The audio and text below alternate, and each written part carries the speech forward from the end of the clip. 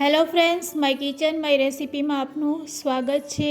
આજે આપણે એપલ જામ બનાવીશું। ખૂબ જ ટેસ્ટી અને બાળકોને ભાવે તેવું જામ આપણે ઘરે બનાવતા શીખીશું।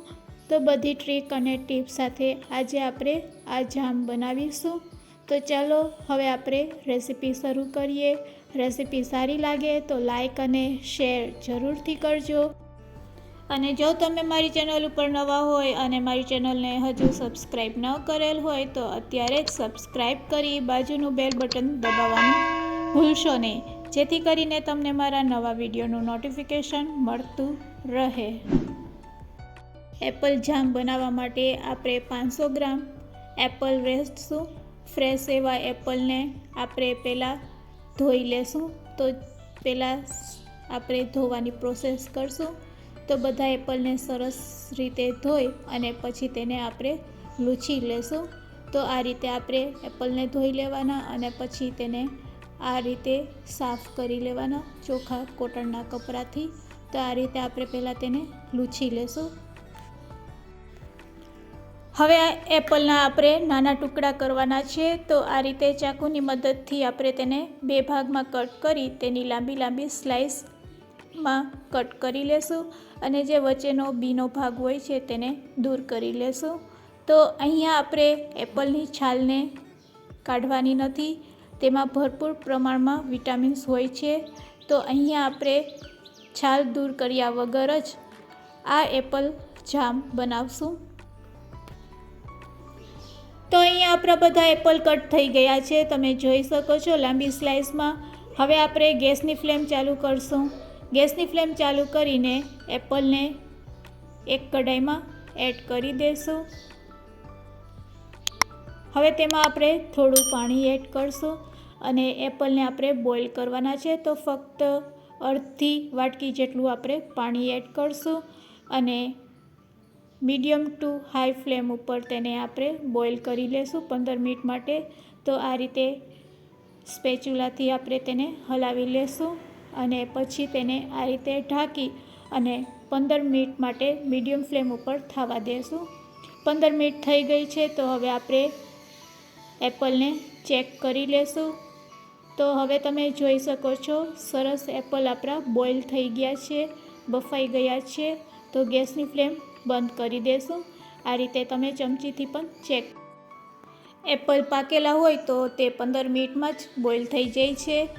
હવે આપણે ગરમા ગરમ એપલને આ રીતે મેશરની મદદથી મેશ કરી લેશું અને આ રીતે મેશ કરીને છૂંદો કરી લેશું।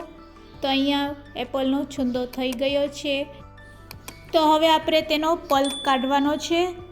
તો આપણે એક બોલ ઉપર આ રીતની મોટી ગળણી રાખશું અને જે આપણે એપલને ક્રશ કરેલો છૂંદો છે તેને લઈ લેશું અને આ રીતે હલાવતા જશું અને બધો એપલનો પલ્પ છે એ આ રીતે કાઢી લેશું। તો તમે જોઈ શકો છો બોલમાં એપલનો પલ્પ છે એ ભેગો થતો જાય છે। તો આ રીતે બધો એપલનો પલ્પ આપણે કાઢી લેશું।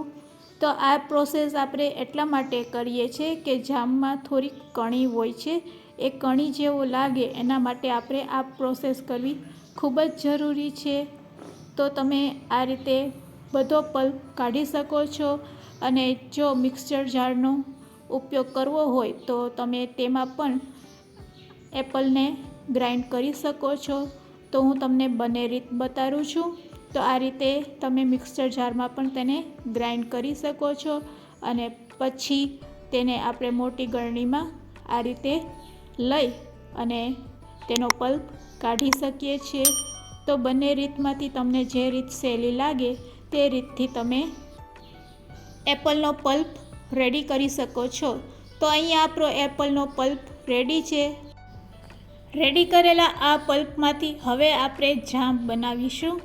તમે તેને મુરબો પણ કહી શકો છો।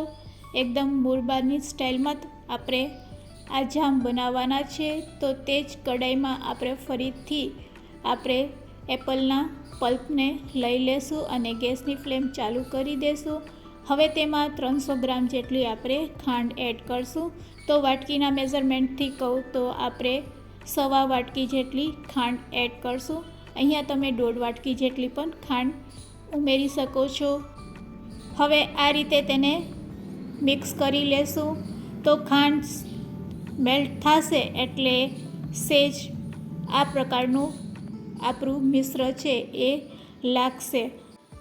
હવે તેમાં ફ્લેવર માટે આપણે એલચીનો પાવડર અને તજ એડ કરી દઈશું અને પછી તેને મીડિયમ ફ્લેમ ઉપર આ રીતે ચલાવતા જઈશું.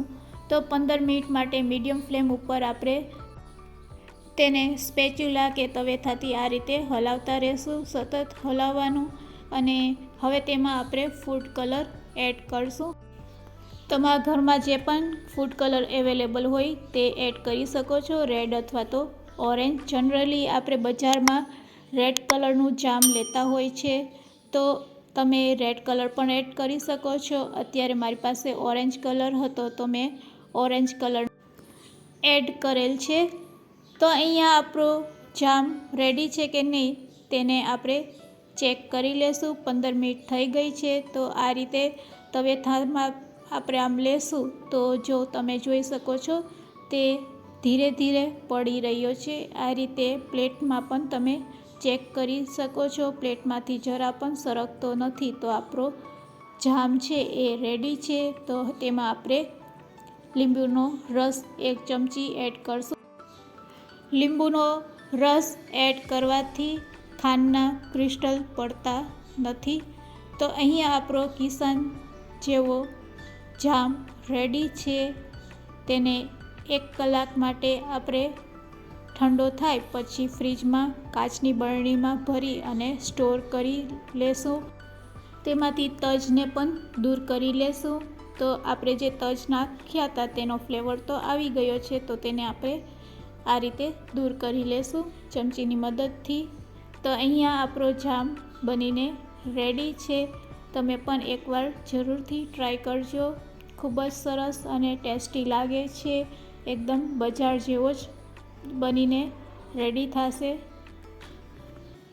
આપણો જામ છે એ ઠંડો થઈ ગયો છે. તો આપણે કાચની બરણીમાં તેને ભરી લેશું. કાચની બરણીને એકદમ સરસ સાફ કરી તડકે તપાવીને પછી તેમાં ભરવાનો.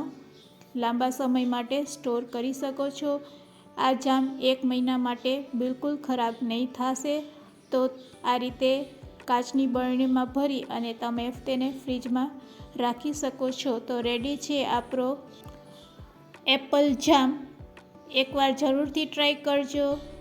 અને આજની રેસીપી કેવી લાગી તે પણ મને કમેન્ટ્સમાં જરૂરથી કહેજો. અને રેસીપી સારી લાગી હોય તો શેર કરવાનું ભૂલશો નહીં. Thanks for watching.